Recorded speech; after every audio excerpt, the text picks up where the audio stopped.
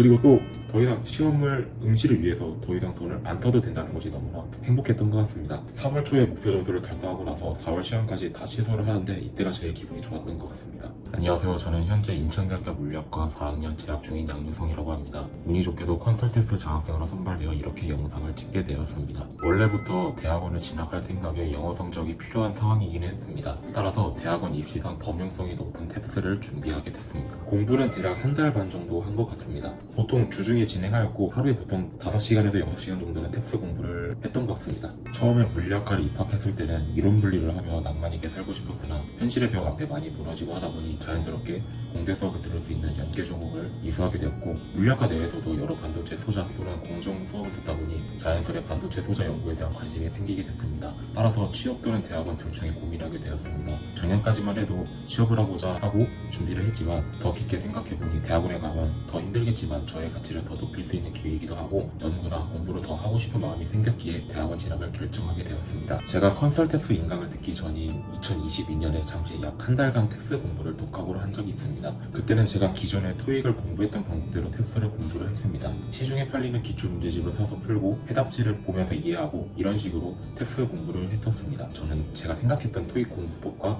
탭스 공부법이 별 차이가 없을 것이라고 생각을 했었습니다. 따라서 기존에 제가 가진 공부법대로 탭스를 공부하다가 도저히 문제가 잘 풀리지도 않고 청해 및 독해의 영역에서 일관성 있는 정답률을 가져가지 못했었습니다. 또한 점수 계산기도 돌려봐도 절대로 제가 원하는 점수인 327점을 넘긴 적이 없었습니다. 따라서 여러 정보를 취합하다가 컨설턴트가 제일 좋은 선택지로 판단돼서 수강을 결정하였습니다. 제일 달라진 공부법으로는 내가 이걸 어떤 논리를 통해 오답 또는 정답을 골랐는가에 대해 깊게 고민하게 되었던 것 같습니다. 문제를 풀 때는 아무래도 시간 압박이 크게 앞선 질문에 대해 생각할 겨를이었고, 리뷰를 할 때는 나의 논리 체크를 많이 했던 것 같습니다. 이를 통해 오답 논리에 대해서는 더 이상 실수를 안 하도록 교정하는 훈련을 많이 했었습니다. 정답 논리 또한 컨설턴트 기본서에서 제공하는 논리와 제가 생각했던 정답 논리가 유사할 때까지 깊게 생각하며 파악을 하도록 했습니다. 독해 같은 경우는 일단은 컨설턴트에서 제공하는 탭스 빈출 단어를 외우는데 1차적 목표를 두었습니다. 아무리 논리를 파악하더라도 기본적인 단어를 모르면 문제 풀기 힘들 것이라 판단되었기 때문입니다. 그 다음은 문제를 많이 푸는 것 같은 양치기와 같은 습관을 버리고 독해 한 문제를 풀더라도 지문 해석을 맥락에 맞게 정확하게 해석하는 훈련을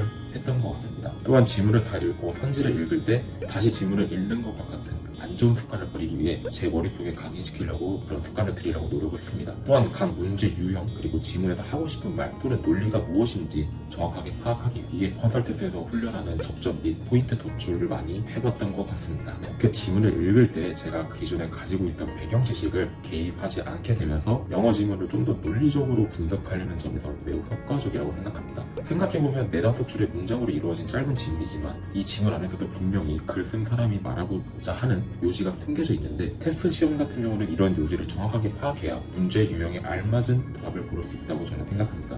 청해는 일단 듣는 것과 논리 파악이 중점이라 생각했었습니다. 논리 파악이야 독해에서 계속하는 공부법이다 보니 청해에서도 똑같이 적용하자 했습니다. 다만 청해와 독해의 차이는 청해는 제가 일단 들어야 판단이 되기에 제 귀가 영어가 들릴 때까지 계속 단어나 문장 등을 접에서부터 시작하여 1.0배속에서도 들릴 때까지 반복적으로 들었던 것 같습니다. 처음에는 엄청 답답했고 잘 안 들렸었는데 또 안 들리는데 뭔 논리를 찾지라는 생각이 계속 들었던 것 같습니다. 하지만 계속 듣다 보니 어느 순간 들리는 순간이 오고 그때부터 청해 점수가 안정적으로 나왔던 것 같습니다. 하지만 더 나아가서 탭스 청해 같은 경우에는 연음이나 성우의 어강에 따라서 제가 생각지도 못한 단어가 들릴 때가 종종 있었던 것 같은데, 이때는 일단 접해석으로 들어서 어떻게 발음이 연결되는지 파악을 했었습니다. 이런 공부법을 통해서 제 귀가 탭스 청해 지문을 정확한 해상도를 갖고 들릴 수 있게 된 것 같습니다. 일단 어휘 같은 경우에는 컨설턴트에서 제공하는 327점 전용 빈출 단어를 단어 뜻 이렇게 외우지 않고 예문을 보면서 또는 이미지를 활용하면서 어떻게 단어가 활용되는가를 느낌을 알아갔던 것 같습니다. 이런 방식으로 단어를 외우니 목표 점수를 달성하는데 막 단어를 몰라서 점수가 안 나온다 이런 느낌은 딱히 없었습니다. 그리고 문법은 제가 공부를 안 했습니다. 기출 문제를 풀어도 어휘 문법 부분은 리뷰를 그냥 안 하고 그냥 제 감을 믿었고 실제 시험장에서도 똑같이 진행을 했습니다. 실제 훈련 같은 경우 저는 일단은 탭스 시험 일정상 되는 날에 때는 무조건 신청을 하여서 실제 고사장 가서 푸는 훈련을 많이 했었습니다. 실제 시험장 가서 청해 파트를 풀 때 청해 풀이법을 적용하는 것에 집중을 했고, 독해 같은 경우 실제 시험장에서 327점을 맞기 위해 꼭 풀고 맞아야 할 유형을 컨설턴트에서 정해준 게 있는데, 그 문제를 순서대로 푸는 연습을 했었습니다. 그 외에 실전 훈련은 시중에 파는 기출 문제집 한 권을 사서 훈련을 했던 것 같습니다. 모든 분이 동의하시겠지만 틀린 문제를 리뷰를 꼼꼼하게 하는 것이 맞다고 생각합니다. 하지만 저는 맞춘 문제 또한 틀린 문제처럼 리뷰를 꼼꼼하게 해야 된다고 생각합니다. 분명히 제가 문제를 풀 때는 당연하다고 생각했던 해석이나 논리가 당연한 줄 알았겠지만 그렇지 않은 경우가 종종 있었습니다. 그냥 모든 문제를 천천히 꼼꼼하게 또 그리고 자세하게 리뷰를 하는 것이 제일 중요하다고 생각합니다. 이제 더 이상 테스트 때문에 연구 활동이나 학과 공부에 지장이 안 가도 된다는 사실이 제일 기뻤습니다. 그리고 또 더 이상 시험을 응시를 위해서 더 이상 돈을 안 써도 된다는 것이 너무나 행복했던 것 같습니다. 제가 3월 초에 아마 4월 시험까지 다 접수를 해둔 상태였는데 3월 초에 목표 점수를 달성하고 나서 4월 시험까지 다 취소를 하는데 이때가 제일 기분이 좋았던 것 같습니다. 처음에 테스트 시험을 준비할 때 뭔가 안 될 것 같고 시험이 워낙 배점도 천차만별이고 난이도도 워낙 매번 달라지는 경우가 많아서 변덕이 심한 시험일 것이고 많이 힘든 시기를 지내시는 분들이 많을 것 같습니다. 하지만 꾸준히 묵묵히 본인이 생각하는 공부법을 적용하고 계속 공부를 하다 보면 결국 그런 운적인 요소를 커버칠 정도의 실력이 생길 것이라 저는 믿습니다. 다들 빠른 시기 안에 테스트 점수를 따셔서 자유를 만끽하시고 수험생 여러분들이 원하는 목표에 다가가셨으면 좋겠습니다. 이상 감사합니다.